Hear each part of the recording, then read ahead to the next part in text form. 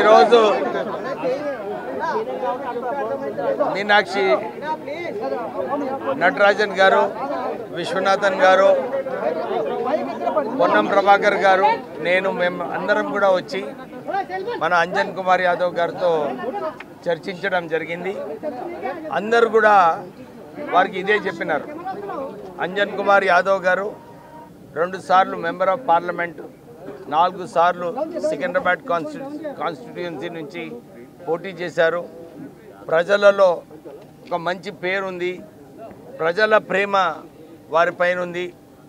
వారు ఏదైతే ఆశించిందో Jubilee hills ticket కోసము వారు బాధపడ్డారు, ఆవేదన కలిగింది. అరే నేను ఎంత త్యాగాలు పార్టీకి చేసినాను, నాకు చర్చించి టికెట్ ఇస్తే బాగుంటుందని చెప్పి వారు ఆవేదన వ్యక్తం చేయడం జరిగింది. మీనాక్షి గారు వారికి సంజాయించిండ్రు, అర్థం చేయించిండ్రు. కరెంట్ పరిస్థితులలో, కేంద్ర దేశ రాజకీయ పరిస్థితులలో ఇవన్నీ చూసుకొని కూడా పార్టీ నిర్ణయం తీసుకోవడం జరిగింది. మీరు ఏదైతే ఇన్ని సంవత్సరాలు పార్టీని బలోపేతం చేయడానికి, ఎవ్వరు లేనప్పుడు కాంగ్రెస్ పార్టీలో ఉండి పార్టీని బలోపేతం చేయడానికి ఏదైతే మీరు కృషి చేసినారో పార్టీ గుర్తిస్తుంది. మీకు ఏదైతే మీ స్థాయికి సరైన మీకు విలువ ఇస్తుందని చెప్పి వారికి నచ్చచెప్పడం జరిగింది. అంజన్ కుమార్ యాదవ్ గారు కూడా ఇన్ని సంవత్సరాలు వారికి ఏకైక లక్ష్యం వచ్చే పార్లమెంట్ ఎలక్షన్లలో రాహుల్ గాంధీ గారు గెలవాలి, ప్రధానమంత్రి కావాలని చెప్పి వారికి చాలా ఆలోచన ఉంది. వారు నేను దాని గురించి పనిచేస్తానని చెప్పి కూడా అంజన్ కుమార్ యాదవ్ గారు చెప్పడం జరిగింది. మేము వారికి ఇదే చెప్తున్నాము. పార్టీ ఎప్పుడు కూడా కాంగ్రెస్ పార్టీ అంజన్ కుమార్ యాదవ్ గారి సేవలు ఏదైతే చేశారో, ఎందుకంటే ఈ హైదరాబాద్, సికింద్రాబాద్ నియోజకవర్గాలలో మున్సిపాలిటీలో కాంగ్రెస్ పార్టీ బలోపేతం కావాలంటే అంజన్ కుమార్ యాదవ్ గారి వారి సేవలు, వారి సహాయం కాంగ్రెస్ పార్టీకి అవసరము. డెఫినెట్లీ వచ్చే రోజులలో అంజన్ కుమార్ యాదవ్ గారి సేవలు సరైన పద్ధతిలో వాడుకుంటామని చెప్పి వారికి చెప్పడం జరిగింది. వారు కూడా అన్నారు, నేను ఇన్ని సంవత్సరాలు కాంగ్రెస్ పార్టీలో పనిచేశాను, కాంగ్రెస్ పార్టీలో ఉండి కాంగ్రెస్ పార్టీని ముందుకు తీసుకువెళ్ళి రాహుల్ గాంధీని ప్రధానమంత్రి చేసే వరకు నేను కృషి చేస్తానని చెప్పి వారు కూడా చెప్పడం జరిగింది. వారికి నేను ఇప్పుడు పొన్నం గారు 2 నిమిషాలు మాట్లాడిన తర్వాత కాంగ్రెస్ పార్టీకి సంబంధించి ఎన్నికలప్పుడు అందరిని సంప్రదించి అందరికీ సంబంధించినటువంటి ఆలోచనకు అనుగుణంగానే ఎంపిక జరుగుతుంది. కానీ ఆ యొక్క ఆకాంక్ష పోటీ చేయాలన్నటువంటి వాళ్ళు కొంత బాధ కలగడం ఇది జరుగుతుంటుంది. దాన్ని పార్టీ మా నాయకురాలు ఏఐసిసి ఇన్ఛార్జ్ మీనాక్షి నటరాజన్ గారు, విశ్వనాథ్ గారు, అదేవిధంగా గౌరవ మంత్రి వివేక్ గారు, మేమందరం కూడా మాతో సహచర ఎంపీ తెలంగాణ కోసం పోరాడమే కాక సిటీ యూత్ కాంగ్రెస్ నుంచి ప్రారంభించి తెలంగాణ కాంగ్రెస్ వర్కింగ్ ప్రెసిడెంట్గా కూడా పనిచేసి 2 సార్లు పార్లమెంట్ సభ్యుడిగా పనిచేసి కరోనా సమయం లోపల తనే సర్వీస్ చేస్తూ పేషెంట్ అయినటువంటి పరిస్థితి తెలుసు. హైదరాబాద్లో కాంగ్రెస్ పార్టీకి పెద్ద దిక్కుగా సరే అభ్యర్థి ఆశపడడం, తను మొన్న ముషీరాబాద్లో కూడా పోటీ చేసినాడు. ఇవన్నీ జరిగినటువంటి సందర్భంలో పార్టీ కొంత పరిస్థితులకు అనుగుణంగా నిర్ణయం తీసుకుంది. తనకు కలిగినటువంటి ఒక కొత్త ఆ ఫీలింగ్ను మేమందరం కూడా కలిసి కుటుంబంగా రేపు జూబ్లీ హిల్స్ ఎన్నిక గెలవడానికి నాయకత్వం, సారథ్యం అంజన్ కుమార్ గారి నాయకత్వంలోనే జరుగుతుంది. అంజన్ కుమార్ నాయకత్వంలో పార్లమెంటు సభ్యుడిగా ఆ జూబ్లీ హిల్స్ ఎన్నిక గెలిపించేటువంటి కార్యక్రమాన్ని ప్రతి కార్యకర్త తీసుకోవాలని వారు కూడా ఈ సందర్భంగా అందరిని కోరుతూ ఉన్నారు. వారు కోరుతారు.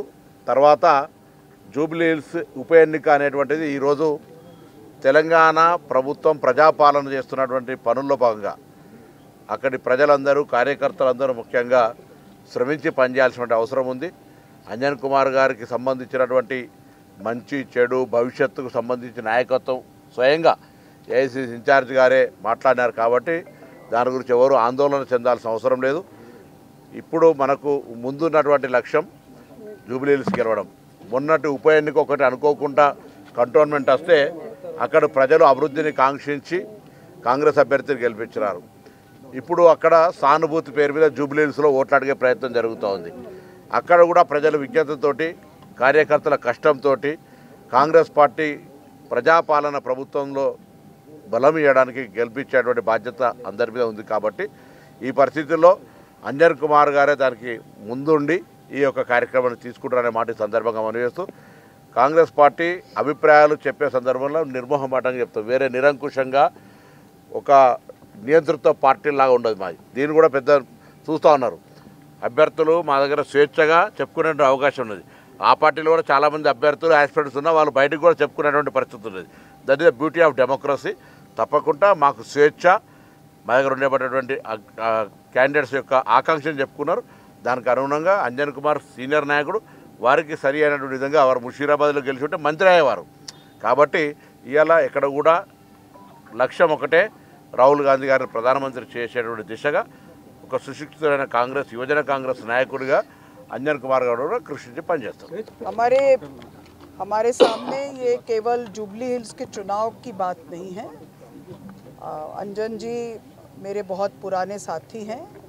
मेरा जो उनसे रिश्ता है वो राजनीतिक रिश्ता नहीं है, पारिवारिक रिश्ता है। और हम सब साथी रहे हैं, साथ में सांसद रहे हैं।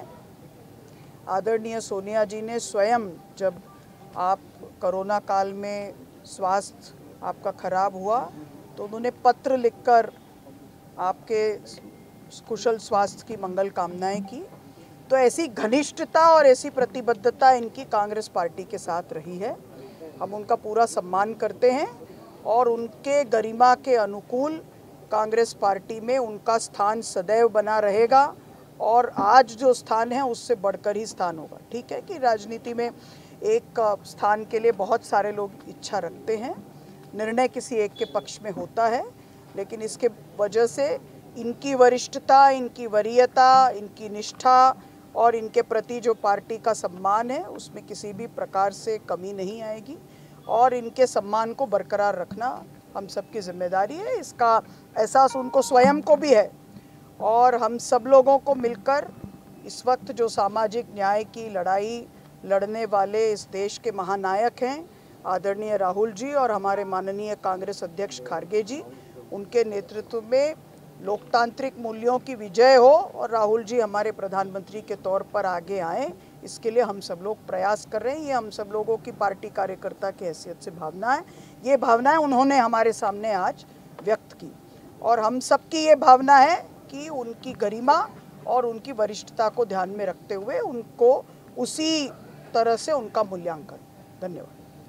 अखिल भारत कांग्रेस प्रधान कार्यदर्शि మా ఇన్ఛార్జ్ అయినటువంటి మీనాక్షి నటరాజన్ గారు, గౌరవ మంత్రివర్యులు వివేక్ వెంకటస్వామి గారు, పొన్నం ప్రభాకర్ గారు, విశ్వనాథం గారు, మీడియా సోదరులకు అందరికీ కూడా ఇక్కడికి వచ్చేసిన కాంగ్రెస్ కార్యకర్తలకు అందరికి పేరు పేరున నమస్కారాలు తెలుపుకుంటూ, ఈరోజు నాకు ఏఐసిసి ఇన్ఛార్జ్ గారు వచ్చి నా యొక్క ముఖ్య ఉద్దేశం మీకు చెప్తున్నా, రాహుల్ గాంధీ గారు ప్రధానమంత్రి కావాలి.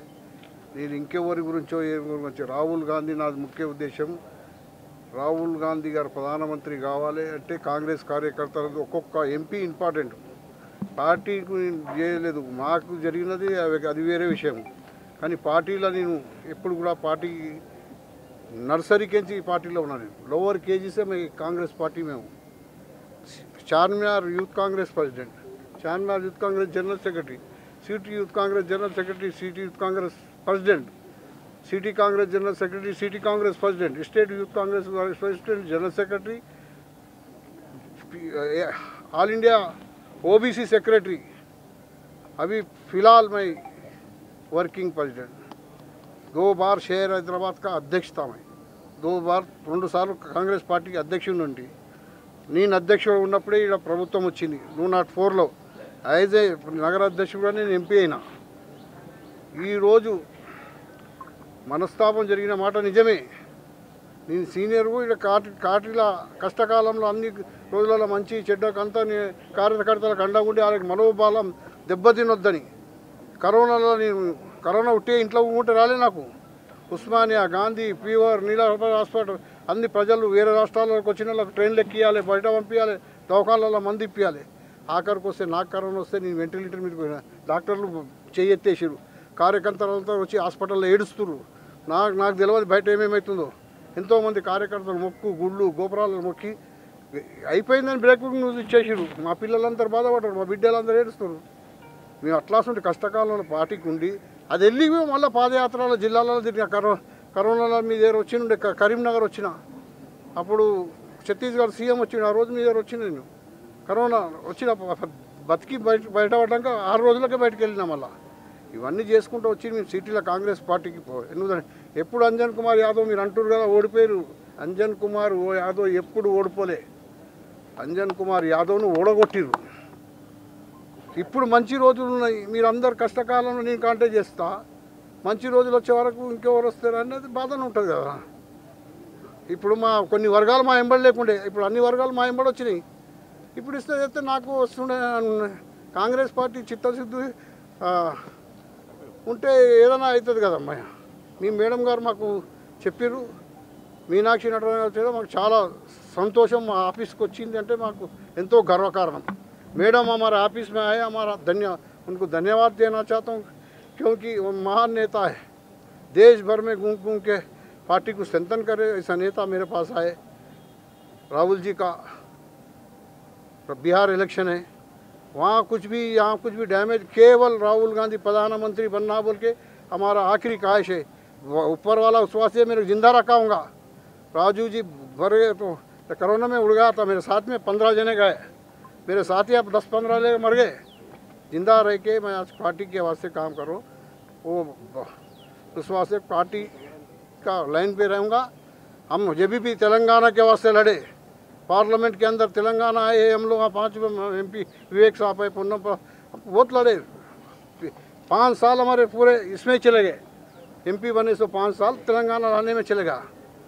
अब हम क्या करें बोल के, तो अभी पूरे हमारे जो डिपेंड है कार्यकर्ता लोग, पूरे मैडम से हम बात करेंगे, इंचार्ज मिनिस्टर से बात करेंगे, सबको न्याय करना, जो कार्यकर्ता है उन लोगों को न्याय करना बोल के ज़रूर करेंगे। महिला कांग्रेस, NSY, यूथ कांग्रेस सभी को मैडम अश्योरेंस है, सबको देखेंगे, सबको अच्छा करना बोल के। धन्यवाद।